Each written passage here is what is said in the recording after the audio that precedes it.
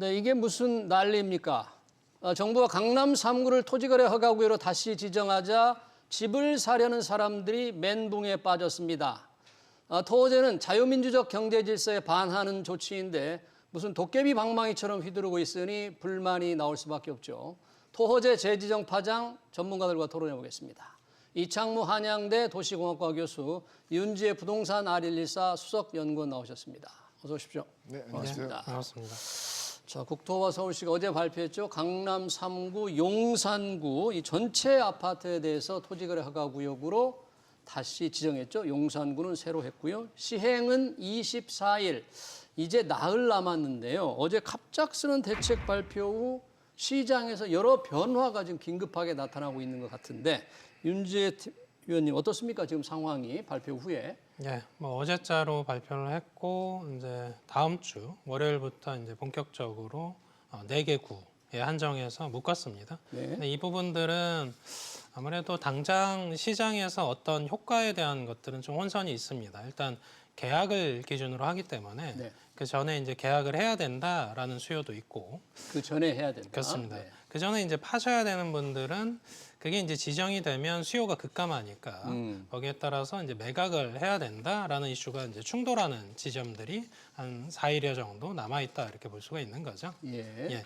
그런 과정에서 조금 이제 오해의 여지가 있는 부분들은 조금 해소를 하고 가야 될 것 같습니다. 오해 있는 부분 어떤 예, 거예요? 일단 뭐 토지거래 허가구역이라는 그 의미를 시장에서는 자꾸 토지거래 금지구역처럼 이해를 하는 경향이 있습니다. 그래서 마치 거래 자체가 아예 중단될 것처럼 크게 경각심을 가지는 부분들이 있는데 네. 실제로는 이제 자금력 있는 실수요면 기존에도 계속 허가를 해줬다 이렇게 보는 부분들을 일단 사전 인지를 할 필요가 있고요. 네. 그래서 거래량이 크게 줄어드는 효과는 분명히 있습니다. 거래량이 줄어든다. 그렇습니다. 수요자들을 한정하기 때문에 그렇습니다. 예. 그리고 이제 가수요를 차단하는 효과들이 있는 거고요.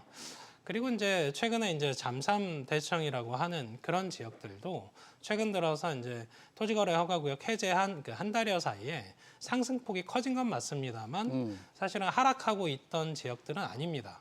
예. 그래서 계속 상승하던 중에 상승폭이 커졌다라는 표현들이 정확하고요. 예. 그리고 이제 시장이 좀 증명하는 부분들을 좀 주목을 해서 보자면 네. 압구정, 예. 목동, 여의도, 그리고 용산 일대, 성수 이런 지역들 원래 이제 규제 지역으로 남아 있는 지역들은 사실상 계속 천정을 뚫고 상승하던 지역들입니다. 그러다 보니까 이 토지거래 허가 구역에 대한 지정에 대한 효과에 대한 의문점들이 분명히 있는 상황에서 이것만으로 어떤 것들에 대한 논의를 하는 것들은 사실은 좀 제한적인 부분에서 볼 필요도 있다라고 네. 해석을 해드립니다. 그러네요. 지금 토호제가 강남 3구 해제된 지가 뭐 한 달여밖에 안 됐는데 오세훈 서울시장이 해제하면서 뭐 여러 가지 갑자기 더 오른다면 재지정 여부를 검토한다고 했지만 이렇게 빨리 할 줄은 시장에서 전 예상을 못했던 것 같아요. 그 효과를 토호제 해제 효과를 뭐 3개월에서 6개월 정도 보겠다.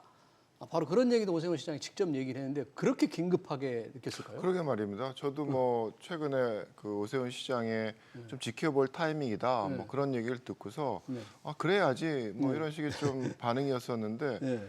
하루 아침에 갑자기 막 다시 재지정을 한다 그랬는데 그것도 뭐 오르는 문제가 되는 지역뿐만 아니라 네. 확대를 해서 강남 3구하고 용산을 다 한꺼번에 묶어버리니까 아, 사실 좀 과하고 걱정되는 측면이 없지 않아 있습니다. 과하고 걱정된다. 왜 그럴까, 왜 그랬을까, 뭐 이런 이유에 대해서 좀 많은 사람들이 그 개스를 하고 있죠. 근데 뭐 서울시만의 그런 사항은 아닌 것 같고요. 뭐 전체적인 어떤 기재부의 어떤 요구라든가 뭐 이런 것들이 다 합쳐져서 예. 그래서 결국은 서울시가 따라갈 수밖에 없는 그런 상황이 되지 않았을까 하는 그런 의심을 하고 있습니다. 예. 그래서 좀 더 거시 경제적인 측면에서 발생할 수 있는 그런 불안한 상황에 대한 이제 걱정들이 좀 과하게 이런 토지에 대한 그런 확대된 재지정으로서 예. 좀 귀결되지 않았나 해서 근데 사실은 좀 따져볼 게 있는 것 같아요. 그러니까, 따져볼 게. 그러니까 오세훈 시장이 얘기했을 때도 지켜보겠다라는 얘기는 네. 저희가 우리 아직 불확실한 게 많거든요. 뭐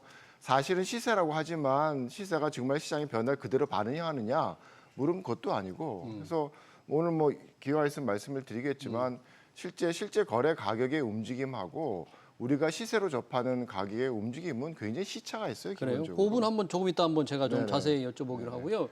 마침 이렇게 토지를 재지정할 수밖에 없는 게 해제 이후에 가격이 급등하고 있는데 한국 부동산 통계를 보니까 지금 바로 나온 통계잖아요. 네. 17일 기준 이번 주께 지난주보다 상승폭이 더 커졌다면서요? 어떻게 나왔어요? 예, 상승폭 기준으로 보면 지난주가 이제 서울 평균이 한 0.20% 예. 주간 단위입니다. 그래서 올랐고 금주 이제 오늘자 기준이죠. 예. 그래서 0.25%니까 상승폭이 커졌다 볼 수가 커졌고. 있고 예. 거기서 이제 이런 상승폭을 이끄는 지역들이 앞서 말씀드린 그 해제 지역들, 해제 송파구와 이제 강남구 일대가 주도하고 있는 건 사실입니다. 그러다 보니까 사실 이 토지거래 허가구역을 이제 지정할 때 예. 이 서울시 차원에서도 지정은 합니다만 국토부 차원에서 지정하는 경우들도 있습니다. 그러다 보니까 어제자 기준에서 이제 그 정부 합동으로 이 토지거래 허가구역을 지정하는 이슈는 이제 국토부 장관께서도 그 부분에 이제 동의하는 부분들이 같이 합의가 돼서 발표한 걸로 확인이 되고요. 예. 그래서 이런 부분들 그 지정하는 부분들에 있어서 결국은 이 초기 단계에 이렇게 상승폭이 커지는 부분들을 막지 못하면 나중에 이제 주변 지역으로 퍼지지 않을까에 대한 우려감들이 같이 노출됐다 이렇게 평가가 됩니다. 예, 그러네요. 이번 주 발표된 한국부동산 통계도 보니까 송파, 강남, 서초 상승폭 일단 더 커졌어요. 그렇습니다. 한 주 사이에 뭐 0.70, 0.80 이러니까요. 예. 이걸 이제 월간 단위로 보게 되면 뭐 1에서 한 2%는 우습게 이제 넘을 수 있는 수준이 되는 겁니다. 예. 이창훈 교수님, 아까 이 가격 문제를 한번 좀 정확하게 볼 필요가 있다고 하셨는데 그건 어떤 뜻입니까? 토지 이후의 가격 변화가 정말 제대로 어떤 걸 반영하고 있는 거냐 문제? 제가 이제 그 부동산 시장에 대해서 가격의 움직임을 보게 되면 저희가 갖고 있는 시세 지수라는 성격의 가격 지수가 있고요. 예.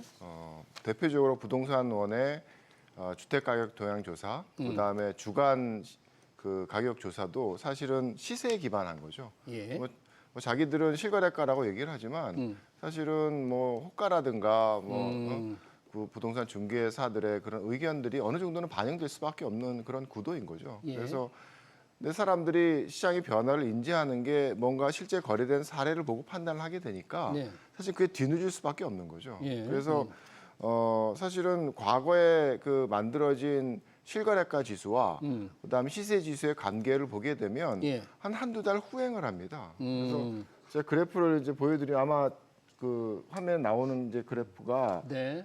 그 서울시 전체 이제 주간 아파트 매매 가격 지수인데 예. 파란색은 실거래가로 만든 주간 지수고요. 파란색은요? 네, 앞에 네. 거 보여주시면 예, 되겠습니다. 이거 말고 이 전 거. 예. 네. 전 거 예, 예. 어떤 거죠? 이 전 거요. 예. 한번 그다음에 저건가요? 오렌지색은 오렌지색은 그 부동산원의 시세 지수입니다. 네. 근데 보시게 되면 화살표가 파란 거로 나온 거는 그 실거래가 지수의 저점과 고점을 나타내는 거고요. 예. 그 오렌지색으로 나온 화살표는 시세 지수, 부동산 지수의 고점과 저점을 나타내는 포인트입니다. 그래서 보시게 되면 실거래가가 먼저 떨어지고 나서 그 저점을 찾아가는 시점이 시세는 한두 달 늦는 거죠. 한두 달 늦는다. 그래서 사실은 이런 시세를 가지고 시장 상황을 판단을 할 때 뒤늦은 정보를 가지고 판단을 하기 때문에 오판이 있을 수가 있다는 거예요. 오판할 수가 있다는 얘기네요. 예. 시차가 있다 그런 얘기네요. 그렇죠. 그래서 사실은 요번에 서울시에서 이제 1월에 해제를 하겠다는 얘기를 하고 2월에 풀게 됐던 이유도 이제 근거가 된 게 이런 식의 이제 시세 정보인 거죠. 그래서 그 1월 말 2월 초를 보게 되면 그 부동산의 시세 지수가 저점에 가까운, 그러니까 굉장히 안정된 기조로 가던 그런 시기였거든요. 예. 그래서 사실 별 생각 없이 풀었던 거죠. 어떻게 보면. 아, 이미 당시 실제로는 가격이 오르고 있던 오르고 시점이- 있었다고 예, 봐야 되는데 그렇죠. 판단을 잘못 서울시가 했을 가능성이 있다 그런 얘기네요. 그렇죠. 그거는 뭐 서울시도 인정한 얘기인 거고. 그리고 저희가 이제 시장을 바라볼 때 뭐 12월에 이 계엄 사태가 벌어지면서 시장이 완전히 뭐 이제 침체될 거라고 예상을 하고 있었는데 실제로 실거래가를 가지고 다시 들여다보니까 그때부터 오르고 있었던 거예요. 예. 근데 이제 그런 현상이라는 게 그때만 있었던 게 아니라 계속 23년, 24년 반복되는 추세였거든요. 예. 일렬이 올라갔다가 규제가 강해지면 연말에 떨어졌다가 다시 1월부터 올라가고 이런 반복되는 추세였어가지고 예. 사실 조심스러워야 됐던 시점이긴 하죠. 근데 문제는 그런 식의 오판을 지금도 할 수 있다는 겁니다. 지금도 계속 불처럼 올라오는 것 같지만 과거에 올랐던 게 지금 반영될 반영될 수 수 있는 있다는 거다. 거죠. 예, 그래서 실제로 보게 되면 그 두 번째 그래프를 보시면 예. 변동률에 대한 부분인데 변동률 예. 한번 그래프를 보겠습니다.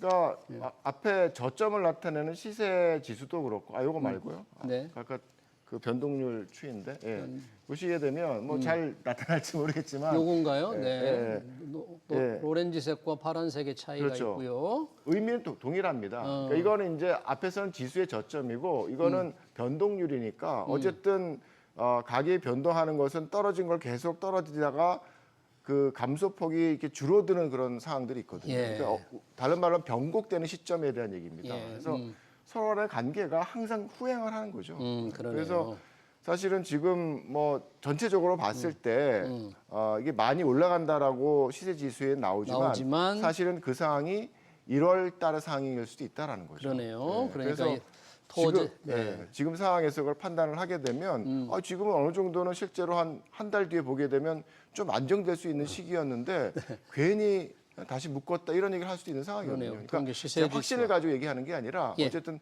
한 달 뒤에 다시 봐야 된다는 얘기입니다. 그러네요. 시세지수와 실거래가 지수의 시차를 감안했을 때 정책이 결정되는 것은 이미 지난 통계, 그러니까 조금 늦을 수가 있다. 지금도 주가 부동산이 불처럼 오르는 것처럼 보이지만 정작 상승률이 둔화되고 있을지도 모른다.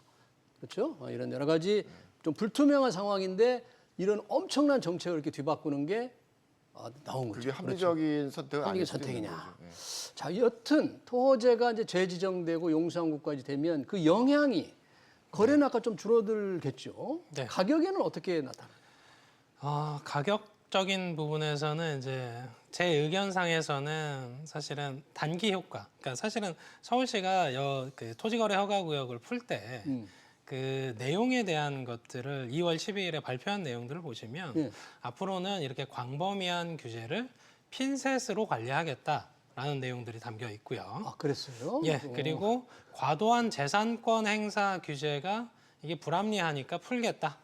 그리고 대부분의 전문가가 하락을 전망하고 있으니 이 시장에 활력을 좀 넣어줘야 되겠다. 뭐 이런 표현들이 있습니다. 네. 근데 그런 표현에 근거하면 굉장히 활력이 이제 넘치는 시장으로 이제 변한 건데 네. 사실은 이제 그 부분을 의도한 건 아니겠습니다만 이 토지거래 허가구역의 뭐 지난 8월부터의 그 용역에 의해서 보면 단기적인 효과만 있고 장기적으로 봤을 때는 효과가 미미했다라는 표현들이 이 내용들에 담겨져 있습니다. 예. 거기에 빗대서 이제 보게 되면 맞습니다. 이제 단기적인 효과는 있습니다. 규제를 통해서 우리가 상승폭을 좀 둔화시키고 거래 총량을 줄이고 가수요를 줄이는 효과는 분명히 있다라고 설명을 드릴 수 있고요. 예. 다만 이게 이행되는 과정, 이제 6개월 단위로 지정을 합니다만 그렇죠. 이번엔 6개월 지정했죠. 그렇습니다. 그리고 6개월 뒤에도 계속 연장하는 그런 패턴들을 보일 텐데 그 과정에서 수요자가 자금력 있는 실수요자 중심으로 이 시장을 들어오려는 수요만으로도 압구정처럼 최고가를 찍는다라는 사실 자체는 변하지 않는다는 거죠. 그래서 시장이 증명하는 건 기존 규제 지역들이 그러면 가격이 그러면 상승폭이 제어되고 있냐를 보시면 되는 건데 실제로는 제어가 잘 안 되고 있죠. 다만 이제 여기서 여담입니다만 그러면 지금의 강남 3구, 용산구를 규제 지역에서 아예 빼면 그래서 이제 분양가 상한제도 해지하고 대출 규제도 완화하고 뭐 재당첨 금지 이런 청약 사항들 거기에 이 토어제까지 만약에 풀면 사실은 더 오른다는 맞습니다. 더 오른다는 맞습니다만 상승폭의 제어 정도는 결국은 상승폭 둔화 정도를 얘기하는 거지 하락까지 이끌 거다 이렇게 전망하지는 않습니다. 네, 상승폭이 이제 둔화되는 정도 단기 효과는 있지만 장기적으로는 좀 불투명하다. 과거에도 지금 토어제 우리가 지정된 게 벌써 5년 됐잖아요. 그러니까 나름 연구 결과가 많이 누적돼 있고 우리 교수님도 분석을 했을 텐데 이미 지금 해제가 안 된 아까 압구정, 여의도, 목동, 성수, 아벼목성의 이런 집값 동향을 보면 어떻게 봐야 돼요? 이 토어제의 효과 앞으로 어떻게 나타날 것으로 이게 과거 통계는 장삼대청이 사실은 2020년 6월에 처음 이제 지정이 됐고 거기 사실 좀 성격이 틀려요. 그게 이제 개발이 실제로 이루어지는 재건축 단지 같은 게 아니고 거기에 GBC 개발을 하면서 주변 지역에 굉장히 확대된 곳의 토지거래 허가 구역이었었거든요. 그래서 개발의 직접적인 대상은 아니니까 여러 가지 발생하는 투기적인 행태 한계는 분명히 있는 거죠. 근데 지정이 되었을 때 안정되었다라는 의미가 뭐냐 하면 상대적인 안정입니다. 그러니까 상대적인 안정. 그러니까 그 이후에도 사실은 뭐 초저금리 때문에 서울시 전체 뭐 전국적인 급등이 일어났던 시기예요. 그래서 안정됐다는 의미는 안 올랐다는 의미가 아니라 주변에 영향을 받지 않는 곳에 비해서 더 올랐다는 겁니다. 그래서 그 당시에는 굉장히 뭐 연간 뭐 10%씩 올라가는 그런 시기였거든요. 근데 그 초기에는 그 장삼 대청의 경우를 보게 되면 한 10% 오를 게 한 8% 정도 올랐다 이 정도거든요. 근데 그것도 얼마 안 되고 거래량도 사실은 그 이후에 재밌었던 게 뭐냐면 가격은 오르는데 서울 전체 거래량은 급감을 했어요 또. 그래서 거래량이 줄면서 가격이 오르는 굉장히 독특한 그런 상황을 만들었었거든요. 예. 그래서 거래량에 대한 부분도 지정을 했을 때 절대적으로 준 게 아니라 딴 데에 비해서 조금 더 준 거죠. 상대적으로. 네, 근데 거래량에 대한 부분은 그 자료를 파악을 하면 한 반년 지나면 다시 다른 그 주변에 있는 곳들과 비슷한 거래량으로 회복을 합니다. 아, 토지 지정 완벽하게는 반년이 아니고요. 지나면. 네네. 즉 가격에 대한 부분은 한 2년 지나면 다시 비슷한 수준으로 올라가는 것 같고요. 예. 그래서 그 효과라는 게 사실 명확하지가 않고 그리고 이 여기 말고도 말씀하셨던 아변목성이 있거든요. 아마 그래프가 아마 있을 텐데 아변목성 그 주간 아파트 지수 요거 말고 아벼목성의 주간 아파트 지수가 보시게 되면 있나요? 여기가 여기 다 있네요. 토지거래 허가구역으로 여전히 묶여 있는 곳입니다. 거죠. 근데 가장 눈에 띄게 그 오르고 있는 지역이 압구정동이죠. 압구정. 제일 위에 나오는 그래프인데 음. 거의 최근 2년간 50% 올랐어요. 예. 토지거래 허가구역 묶여 있음에도 불구하고.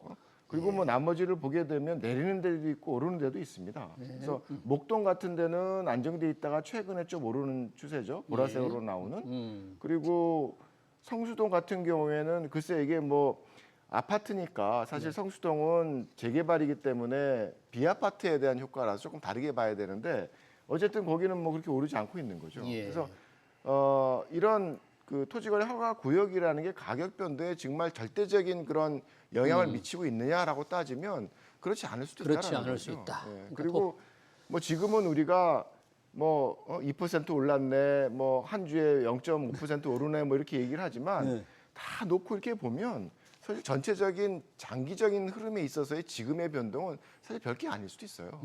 그래서 조금은 그런 과대한 그런 어떤 시장 상황에 대한 우려가 너무 좀 과대한, 민감하게 반응했다. 지금 이렇게 보시는 거네요. 저는 그렇게 생각합니다. 좀 가격에. 기다려서 전체적인 흐름에 대한 부분을 확인을 하고 그리고 나서 선택을 하는 게 좀 더 바람직한 선택이 아니었나 그렇게 생각을 합니다. 토호제가 지금 해제되기 전에 지정돼 있을 때 강남 3구에 그 바로 인근 지역 아파트 값이 이상 급등한 적이 있잖아요. 반포. 사실은 그 핀셋으로 지정을 해놨고 네. 그 지역들조차도 오름세였고 그 주변에 위치한 반포 같은 경우는 이제 뭐 사실은 압구정과 반포가 사실은 강남 쪽에서 이제 대장입니다. 예. 그래서 이제 반포 쪽은 우리가 이제 그 레미안 원베일리라는 그런 대규모 단지들이 입주하면서 신축 프리미엄이 좀 반영이 됐고요. 한강변 쪽의 특수성들까지 반영이 되면서 신축 프리미엄, 한강 프리미엄이 반영되다 보니까 압구정 수준에 근접하는 가격들이 최근 들어 나오는데 이걸 이제 풍선 효과에 의해서 여기서 유입됐으니까 최고가다라고 단순하게 보긴 어렵고 그래요? 신축 프리미엄과 한강변 프리미엄 효과가 더 크다라고 보는 게 좀 더 맞는 해석에 이번 가깝습니다. 조치의 풍선 효과. 예. 그러니까 마포라든지 강동 뭐 이런 쪽이 예. 오를 가능성에 대해서는 어떻게? 보통 이제 풍선 효과의 해석은요, 그 지역에 대한 매수 포기에 의해서 주변으로 이제 퍼져나가는 수요를 얘기하는 겁니다. 근데 이 토지거래 허가구역은 앞서 설명드린 것처럼 매수 포기가 바로 일어난다기보다는 일단 강남에 진입하려는 수요가 사실은 실수요자, 이제 거주 수요, 2년을 거주하고 자금 조달 계획서를 세우는 수요만 허가해주겠다로 변하는 거죠. 그럼 어떻게 되냐면 이걸 어떻게 득해서 내가 여기에 입성할까를 먼저 생각합니다. 그러고 나서 그 부분들, 이 3개구, 강남 3개구에서 더 이상 안 되겠다 싶으면 예. 뭐 경우에 따라서는 아파트 기준이니까 비아파트 쪽으로 일단 수요가 전이되는 풍선 효과가 있을 수 이 있고요. 아파트로. 거기에 이제 그것조차도 좀 유쾌하지 않다. 네. 그러면 말씀하신 대로 이제 마용성에서 용산을 뺀 마성이라고 부르는 쪽, 마성. 그리고 이제 동작구와 이제 강동구 쪽으로 퍼질 여진이 있는데 마치 이제 시작과 동시에 풍선 효과가 이쪽으로 퍼진다라는 거는 제 관점에서는 바로 강남구에 진입하려는 수요가 갑자기 동작구로 가지는 않는다고 보고 있습니다. 예. 예. 생각보다. 그렇군요. 제가 그 예, 교수님. 오늘 뭐 그래프를 못 보여드리지만 계속 다른 자치구나 네. 다른 권역에 대한 지수의 변동을 보게 되면 물론 뭐 강남구하고 송파구는 많이 올랐어요. 예. 실거래가 지수로도. 근데 문제는 그 상승에 대한 여파가 밖으로 퍼지는 문제거든요. 근데 이제 저희가 조금 그 구별을 해야 될 게 네. 풍선 효과는 여기를 누리기 때문에 밖으로 가는 거고 여기가 오르는데 따라오르는 거는 그거는 파급 효과인 파급 거죠. 효과. 그래서 예. 파급 효과가 있느냐라고 지금 상황을 보게 되면 앞에서 보여드렸던 서울시의 그런 가격 흐름처럼 먼저 오르고 있었어요. 이미 오르고 네. 있었다. 뭐 그 어. 마용성도 마찬가지고 다른 권역에 같은 경우에도 12월 초부터 다 같이 오르는 게 동일한 현상이었었거든요. 그래서 조금은 잘못 해석하고 있는 부분이 이제 분명히 있는 것 있다라고 이제 판단이 듭니다. 그러네요. 이 통계의 해석 상당히 좀 착오를 일으키게 있는 게 아닌가 지적을 해주셨고요. 이제 토제가 여튼 이제 24일부터 발동이 되면 갭 투자가 금지되잖아요. 네. 이게 혹시 전세 시장에 좀 영향을 상당히 미칠까요? 일단 토어제는 전세 수요로 만드는 거죠. 그러니까 투자성, 갭 투자를 하는 부분들을 전세 수요로 만드는 거고 전세 수요를 만드는 데 있어서 이 수요가 어디에서 왔냐 굉장히 해석이 중요합니다. 어디서 왔느냐? 그래서 이제 다른 지역, 서울 내에서 전세 수요가 이쪽 강남 3구로 들어오는 거라면 예. 이쪽에서의 수요 총량이 하나가 빠져서 이쪽으로 들어오는 거기 때문에 전세 총량의 변화를 일으키는 이슈는 아닌 거죠. 전세 총량은 그렇습니다. 변화가 거기서 나오는 예. 전세 물건도 결과적으로 이 실수요로 들어와서 채워지는 것들이 잘 원활하게 되냐의 문제이기 때문에 네. 사실은 전세 총량 자체 혹은 전세 가격의 어떤 변동을 일으키는 요인으로는 해석하기 어렵고 그 지역은 전세 물량이 상대적으로 줄어들 수 있잖아요. 그것도 해당 토지 마찬가지로 자금력 있는 실수요가 전세 수요로 들어오기 때문에 그 자체가 전세 수요를 없앤다라는 걸로 해석할 수는 없습니다. 그렇죠. 수요가 늘어나면 오히려 그러니까 전세값이 더 오를 수 있지 않느냐 그러면. 일단 전세만으로 거주하는 수요 자체가 쉽지 않아지는 거잖아요. 예. 그래서 단순 해석했을 때는 지금 토어제를 기준으로 했을 때는 전세가 변동 요인 자체가 지금 기존 사례로 봤을 때 그렇게 커 보이진 않습니다. 예. 그러네요. 좀 다르게 봐야 되는 게 네. 그러니까 토 구역의 전세 시장에 대한 효과는 수요의 문제는 아니고요. 공급의 문제인 거죠. 공급. 네. 네. 근데 그게 그냥 그 거래가 이루어졌다라면 전세로 계속 남아 있을 아파트에 대해서 그 토지거래 허가 구역이 되면 전세 임차인을 밀어내고 자기가 들어와야 되는 거거든요. 네, 그러니까 실수요로 그렇죠. 해야 되니까. 전세 임차인이 거주할 수 있는 주택들이 줄어들 여지가 큰 거죠. 그래서 실제로 그 잠실 대청에 있어서 그 지정이 된 이후에 전세와 월세에 대한 효과를 보게 되면 올랐어요. 그래서 뭐 사실 그렇게 크지는 않죠. 예. 왜냐하면 거래가 많지가 않았으니까 거래량이 굉장히 줄어드는 시기였기 때문에 예. 그래서 상대적으로 효과가 적었는데 이번에는 굉장히 걱정스러운 게 뭐냐면 굉장히 국지적인 그런 토제 지정이 아니라 굉장히 광역적인 지정이에요. 그러니까요. 자치구 그래서, 지자체 네. 전체로 3개 그 강남 3구와 자치구와 용산을 용산. 다 합친 규모니까 그 전세 시장의 규모는 큰 거거든요. 그래서 예를 들어서 뭐 잠삼 대청에 있어서 토지거래 허가구역으로 묶였다 그러면 여기 안 나오면 딴 데 가서 구할세가 있겠죠. 예. 그래서 주변에 이제 전세에 대한 수요가 그걸 공급 뒷받침이 될 수 있는데 이제는 대안적으로 갈 수 있는 곳까지 막혀 있으니까 예. 그래서 사실 저는 제일 걱정스러운 게 전월세 시장에서의 불안이라는 게 전월세 시장 불안. 상당히 좀 걱정되는 부분 중에 하나입니다. 네, 왜냐하면 전월세 시장이 실제 불안해지면 이게 또 집값을 자극할 수가 있잖아요, 다시. 그럴 수도 예, 있죠. 그러니까 전월세 시장에 좀 걱정 그런 말씀해 주셨고요. 지금 또 하나 이 부동산 시장에 영향을 줄 당장은 아닙니다만 여당이 제안을 했네요, 국민의힘. 이 수도권에 이제 뭐 똘똘한 한 채만 선호하는 뭐 그래서 토호제도 나왔습니다만 똘똘한 한 채 선호, 지방은 계속해서 뭐 회복 난망 상황이니까 지방이 주택을 살 때 다주택자 중과세 폐지하겠다. 요 정도 이게 지금 법을 고쳐야 될 상황인데 이 부분은 어떻게 생각하십니까? 사실 이제 그 윤석열 정부 들어서 세제 개편을 이제 개수 중심에서 가액 중심으로 변경을 하겠다 천명을 했었어요. 네. 근데 그런 그 연장선상의 논의라고 보시면 될 것 같고요. 그래서 굉장히 그 합리적인 대안이라고 보고 있습니다. 그러니까 지방 쪽의 수요를 살리려면 수도권에 거주하시긴 하나 주택이 있긴 하나 지방 쪽에 뭐 세컨드 주택 개념에서 하나를 사고 말고에 대한 의사결정 과정에서 예. 이 중과세 부분들이 있다면 사실상 의사결정 자체를 안 하거든요. 그리고 또 여기서 이제 저희가 개수 기준으로만 또 보기도 하는데 어떻게 보면 뭐 지방의 그 아주 소규모 주택, 그러니까 물론 아예 적은 거는 예. 무주택으로 인정합니다만 소규모 주택을 하나를 가지고 있나 혹은 뭐 300평짜리, 400평짜리 대저택을 가지고 있나 사실은 하나로 본다는 거죠. 예. 그런 기준도 비합리적이고 예. 그러다 보니까 우리가 이제 금액이 좀 큰 것들을 가지고 있으면 거기서 이제 보유세 부담들을 늘리려는 이런 정책들을 하고 개수에서 이제 중과세하는 부분들, 뭐 예. 취득세나 재산세나 종부세나 이제 양도세 상에서의 이런 기준들을 완전히 이제 재정비를 해야 지방 쪽의 수요를 증대를 할 수가 있습니다. 알겠습니다. 그래서 이제 수도권에서 넘어가는 수요도 넘어가게 해줘야 되고요.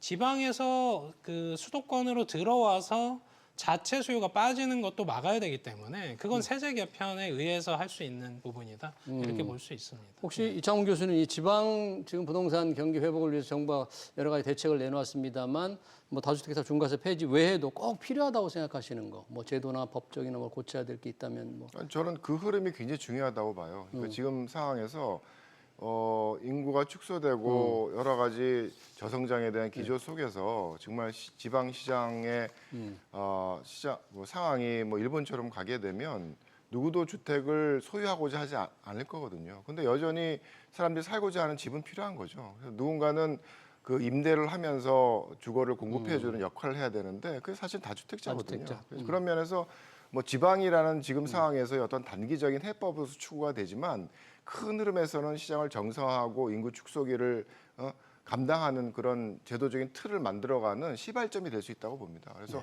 저는 굉장히 중요하고 이 부분은 분명히 가야 될 방향성이라고 생각합니다. 다주택자의 중과세 완화를 통해서 지방도 좀 살리고 한 제도를 좀 바꿔나가야 되겠다. 그렇게 정리하도록 하겠습니다. 최근 부동산 시장 동향 얘기 잘 들었습니다. 지금까지 이창무 한양대 도시공학과 교수, 윤지혜 부동산 R114 수석연구원이었습니다. 두 분 고맙습니다.